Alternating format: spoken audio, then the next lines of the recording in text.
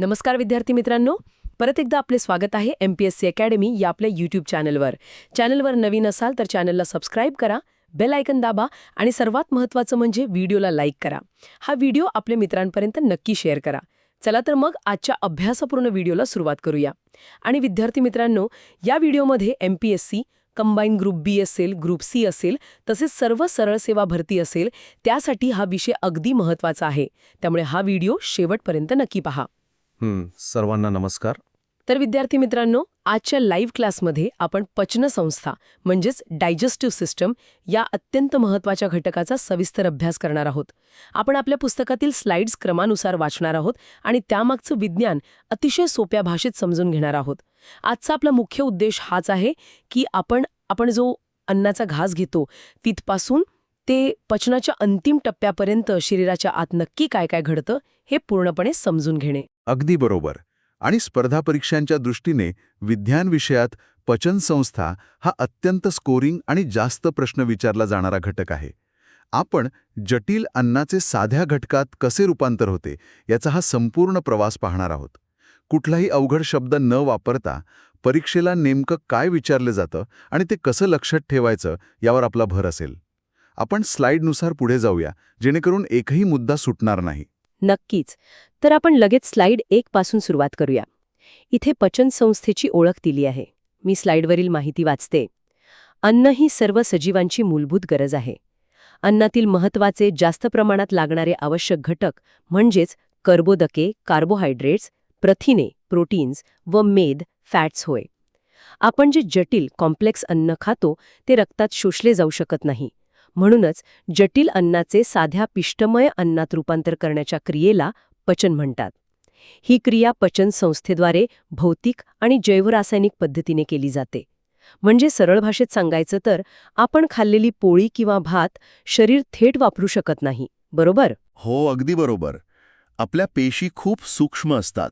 त्यामुळे आपण जे अन्न खातो त्याचे अगदी बारीक रक्तात विरघळू शकतील अशा साध्या कणांमध्ये रूपांतर करावे लागते.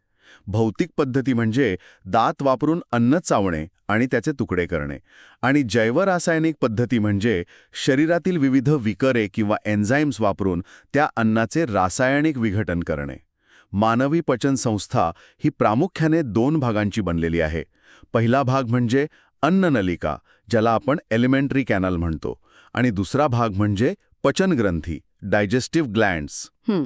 या अन्ननलिकेची लांबी साधारणतः 950 सेंटीमीटर म्हणजेच 32 फूट किंवा 10 मीटर एवढी असते.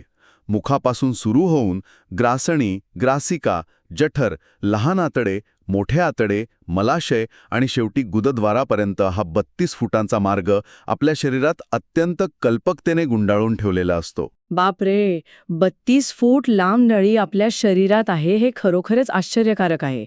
आता आपण अन्नाच्या प्रवासाची सुरुवात करूया, जे आपल्या स्लाइड 2 आणि 3 वर दिलंय. इथे मुखातील दात आणि जीभ याबद्दल माहिती आहे. मी दातांबद्दलची माहिती वाचते. मानवी मुखात दातांचे 2 संच असतात, जे जबड्याच्या हाडात बसलेले असतात. प्रौढ मानवामध्ये एकूण 32 दात असतात. एकूण 4 प्रकारचे दात असतात. एक पटाशीचे दात, ज्यांना इन्सिझर्स म्हणतात, हे 8 असतात. 2 सुळे, कॅनाइन, हे 4 असतात. 3 उपदाढा, प्रीमोलार्स, हे 8 असतात.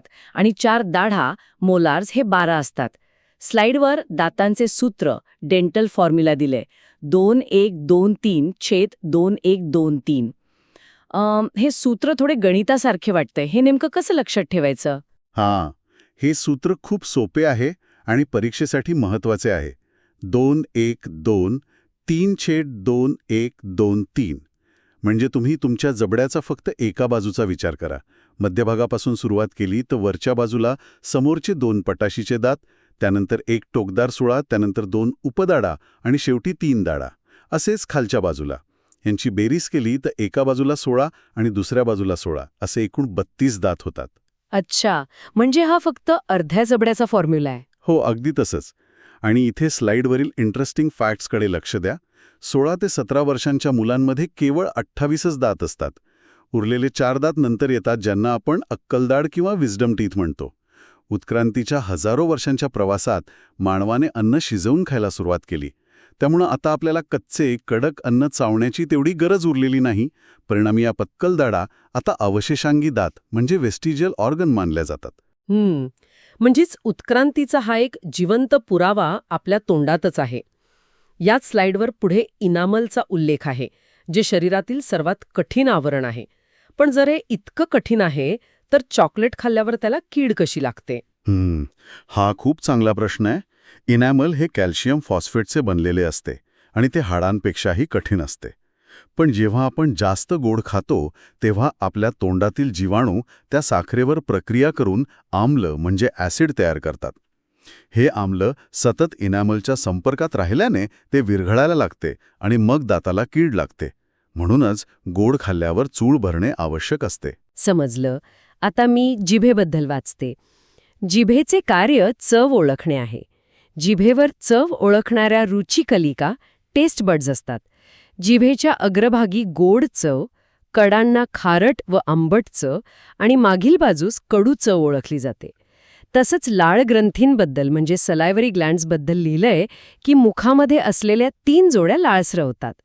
लाळेमध्ये ॲमायलेज किंवा टायलिन नावाचे विकर असते, जे स्टार्चचे रूपांतर माल्टोज या साध्या शर्करेत करते.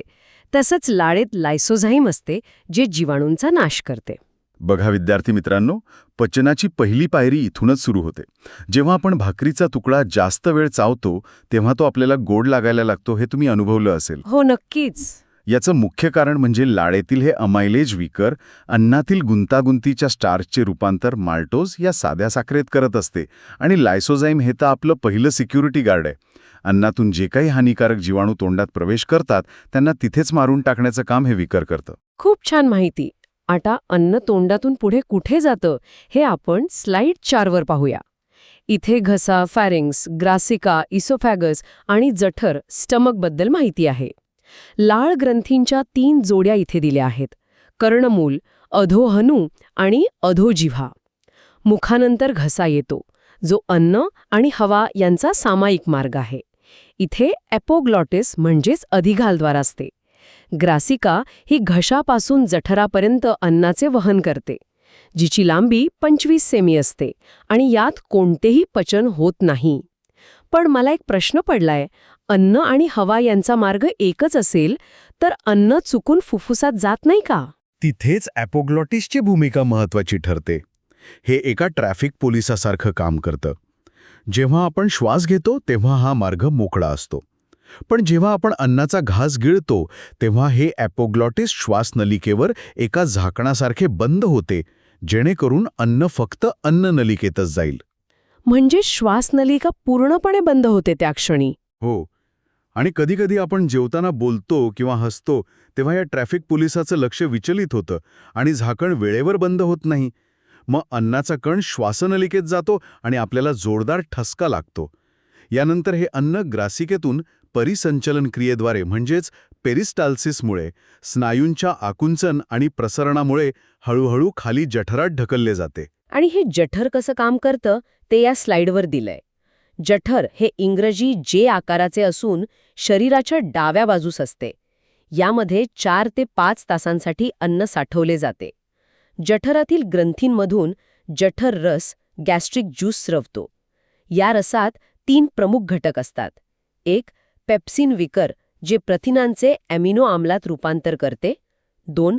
हायड्रोक्लोरिक आम्ल HCl, जे आम्ल माध्यम पुरवते. आणि 3. म्युकस, जे जठराचे HCl पासून संरक्षण करते. अर्भकांमध्ये जठर ग्रंथी रेनिन नावाचे विकर स्रवतात. एक विचार मनात येतोय, हायड्रोक्लोरिक आम्ल तर आपण बाथरूमच्या फरशा स्वच्छ करायला वापरतो. ते इतकं तीव्र असतं, मग आपल्या जठराला त्यापासून काही धोका कसा नसतो? हा निसर्गाचा खरोखरच एक चमत्कार आहे. जठरात स्रवणारे हे HCl अतिशय तीव्र म्हणजे हायली ॲसिडिक असते. अन्नासोबत जे जीवाणू तोंडातील लायसोझाईमपासून वाचून खाली येतात त्यांना हे आम्ल पूर्णपणे नष्ट करते. शिवाय पेप्सिन या विकाराला प्रथिनांचे पचन करण्यासाठी हे आम्ल माध्यम आवश्यक असते. पण हे आम्ल जठराच्या भिंतींना जाळून टाकू नये यासाठी जठराच्या आतून म्युकस नावाचा एक चिकट स्त्राव सतत तयार होत असतो. अच्छा, म्हणजे ते एक प्रोटेक्टिव्ह लेयर बनवतं? अगदी बरोबर. हा म्युकस जठराच्या आतील बाजूला एक संरक्षक आवरण बनवतो, ज्यामुळे जठर स्वतःच्याच आम्लापासून सुरक्षित राहते. आणि जे रेनिन दिले आहे ना, ते फक्त लहान मुलांमध्ये असते.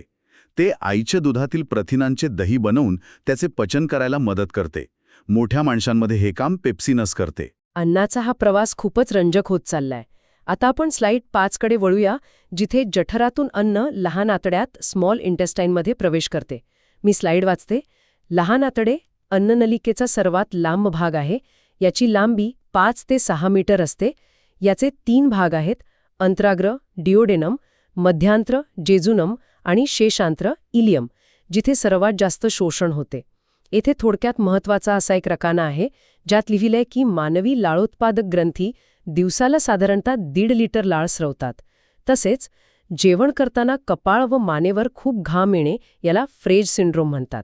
मला एक सांगा, जर लहान आतड्याची लांबी 5 ते 6 मीटर आहे, तर मग याला लहान का म्हणायचे? हा प्रश्न अनेकांना कन्फ्यूज करतो. याला लहान म्हणण्याचं कारण त्याची लांबी नसून त्याचा व्यास म्हणजे डायमीटर आहे. याची नळी मोठ्या आतड्यापेक्षा खूप निमुळती किंवा अरुंद असते. पचनाची सर्वात महत्त्वाची प्रक्रिया आणि पचलेल्या अन्नातून पोषक घटक रक्तात शोषून घेण्याचं काम या लहान आतड्यातच होते, विशेषतः शेषांत्र किंवा इलियम या शेवटच्या भागात. आणि तुम्ही जो फ्रेज सिंड्रोमचा उल्लेख केलात, तो एक दुर्मिळ आजार आहे, जिथे लाळ ग्रंथींच्या नसा चुकून घामाच्या ग्रंथींना जोडल्या जातात. त्यामुळे जेवताना तोंडात लाळ येण्याऐवजी चेहऱ्यावर घाम येतो. हे खूपच नवीन होतं माझ्यासाठी. याच स्लाइडवर पचनाला मदत करणाऱ्या 2 मोठ्या ग्रंथींबद्दल माहिती आहे: स्वादुपिंड म्हणजे पॅनक्रियास आणि यकृत म्हणजे लिव्हर. स्वादुपिंडात 3 प्रमुख विकर असतात: अमायलेज जे कर्बोदकांचे पचन करते, ट्रिप्सिन जे प्रथिनांचे पचन करते आणि लाइपेज जे मेदाचे पचन करते. आणि यकृत ही शरीरातील सर्वात मोठी ग्रंथी आहे. यकृत मुख्यतः पित्तरस म्हणजेच बाईल ज्यूस स्रवते, जे पित्ताशयात गॉल ब्लॅडरमध्ये साठवले जाते. न वापरलेलं ग्लुकोज यकृतामध्ये ग्लायकोजिनच्या रूपात साठवले जाते. विद्यार्थी मित्रांनो, स्वादुपिंडातून येणारे हे 3 विकर लक्षात ठेवण्यासाठी एक सोपी ट्रिक वापरा. ATL अमायलेज, ट्रिप्सिन, लायपेज या तिन्ही विकारांमुळे अन्नातील सर्व घटकांचे अंतिम पचन लहान आतड्यात होते. आता यकृताचा विचार करा. ही आपल्या शरीरातील सगळ्यात मोठी रासायनिक प्रयोगशाळा आहे. आतड्यातील विकरे काम करू शकत नाहीत, म्हणून यकृत पित्तरस तयार करते, जो अल्कधर्मी म्हणजे अल्कलाईन असतो.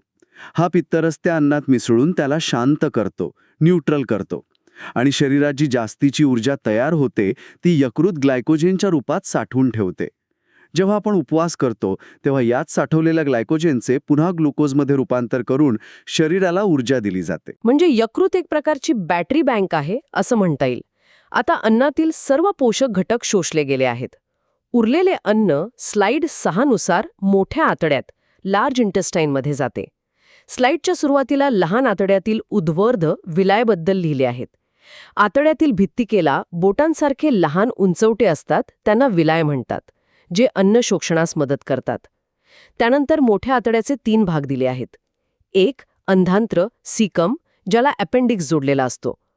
2 कोलन आणि 3 मलाशय रेक्टम. मोठ्या आतड्यात अन्नाचे पचन होत नाही, फक्त पाणी आणि क्षारांचे जास्तीत जास्त शोषण केले जाते. याची लांबी 1.5 मीटर असते. अपेंडिक्स हा सध्या मानवामध्ये अकार्यशील अवशेष अंग आहे. इथे 2 गोष्टी खूप महत्त्वाच्या आहेत. लहान आतड्यातील विलाय हे एका टॉवेलवरील बारीक धाग्यांसारखे असतात. जर आतड्याची नळी आतून गुळगुळीत असती, तर अन्न वेगाने पुढे गेले असते. पण या धाग्यांमुळे पृष्ठफळ सरफेस एरिया अनेक पटींनी वाढते आणि अन्नातील पोषक द्रव्य जास्तीत जास्त प्रमाणात रक्तात शोषली जातात. म्हणजे शोषण व्यवस्थित होण्यासाठी ते डिझाईन केलंय. होय. आणि त्यानंतर हे उरलेले चोथा असलेलं अन्न मोठ्या आतड्यात येते. इथे पचन पूर्ण झालेले असते. आता शरीराला फक्त त्या चोठ्यामधून पाणी परत मिळवायचे असते. मोठ्या आतड्याचे काम एका स्पंजसारखे असते, जे त्यातून पाणी आणि क्षार शोषून घेते. आणि जो अपेंडिक्सचा उल्लेख आला, तो पुन्हा उत्क्रांतीचा भाग आहे. पूर्वी मानव जेव्हा झाडपाला खात होता, तेव्हा त्यातील कडक सेल्युलोज पचवण्यासाठी हे अपेंडिक्स काम करत होते. आता आपण अन्न शिजवून खातो, त्यामुळे तो भाग आकुंचन पावलाय आणि आपल्यासाठी निरुपयोगी झालाय. अंडातून अन्न शरीराच्या आत घेणे. 2 पचन डायजेशन. विकरांच्या सहाय्याने जटिल पदार्थांचे साध्या पदार्थात रूपांतर. 3. अवशोषण ॲब्झॉर्प्शन, पचन झालेले द्रावणीय अन्न उद्वर्धनद्वारे रक्तात शोषले जाणे. 4. सात्मीकरण असिमिलेशन, रक्तात शोषण झालेले अन्न पेशी व ऊतींकडे वहन करणे. आणि 5. बहिक्षेपण इजेशन, पचन न झालेले उर्वरित अन्न शरीराबाहेर टाकणे. तसेच आतड्यातील काही संप्रेरके हॉर्मोन्सची यादी दिली आहे, जसे की गॅस्ट्रिन, सिक्रिटीन. विद्यार्थी मित्रांनो, हा क्रम परीक्षेसाठी खूप महत्वाचा आहे. यात सात्मीकरण हा शब्द नीट समजून घ्या. फक्त अन्न रक्तात जाऊन चालत नाही, तर रक्तामार्फत ते शरीराच्या प्रत्येक पेशीपर्यंत पोचणे आणि पेशीने त्याचा ऊर्जेसाठी वापर करणे म्हणजे सात्मीकरण. आणि जे हॉर्मोन्स दिले आहेत हे पचन संस्थेचे मॅनेजर्स आहेत. जठरात अन्न आल्यावर किती रस सोडायचा, स्वादुपिंडाला कधी काम सुरू करायला सांगायचे, हे सर्व निरोप पाठवण्याचे काम हे हॉर्मोन्स करतात. आता आपण स्लाइड 7 पाहूया. इथे पचनसंस्थेशी संबंधित आजार आहेत. कावीळ, जॉन्डिस हा यकृताचा आजार आहे. मग उलटी, जुलाब, डायरिया आणि बद्धकोष्ठता कॉन्स्टिपेशन. कावीळमध्ये डोळे व त्वचा पिवळी पडते. पण जुलाब आणि बद्धकोष्ठता याचा मोठ्या आतड्याशी काही संबंध आहे का? नक्कीच, अगदी थेट संबंध आहे. आपण मगाची पाहिलं की मोठे आतडे स्पंजसारखे पाणी शोषून घेते. पण जेव्हा अन्नातून काही हानिकारक जीवाणू किंवा विषबाधा, फूड पॉयझनिंग होते, तेव्हा शरीराला ते हानिकारक अन्न लवकरात लवकर बाहेर फेकायचे असते. अशावेळी मोठे आतडे पाणी शोषून घेण्याचे काम थांबवते आणि ते अन्न पाण्यासह वेगाने बाहेर फेकले जाते. यालाच आपण जुलाब म्हणतो. अच्छा, म्हणजे ते शरीराचे एक डिफेन्स मेकॅनिझम आहे. होय, आणि याउलट जर आपण आहारात फायबर किंवा चोथा असलेले अन्न कमी खाल्ले आणि पाणी कमी प्यायलो, तर मोठे आतडे अन्नातील उरले-सुरले सर्व पाणी शोषून घेते. त्यामुळे मलमूत्र अतिशय कडक होते आणि ते बाहेर टाकण्यास अडथळा निर्माण होतो. याला बद्धकोष्ठता म्हणतात. बैल यांची माहिती आहे. या प्राण्यांचं जठर 4 कप्प्यांचे असते. त्यांच्या जठरात जीवाणू असतात जे सेल्युलोज पचवतात. मानवामध्ये सेल्युलेज हे विकर नसल्याने आपण सेल्युलोज पचवू शकत नाही. खाली पित्ताशयातील खड्यांबद्दल माहिती दिली आहे की हे प्रामुख्याने कोलेस्टेरॉल किंवा कॅल्शियम बिलिरुबिनेटचे बनलेले असतात.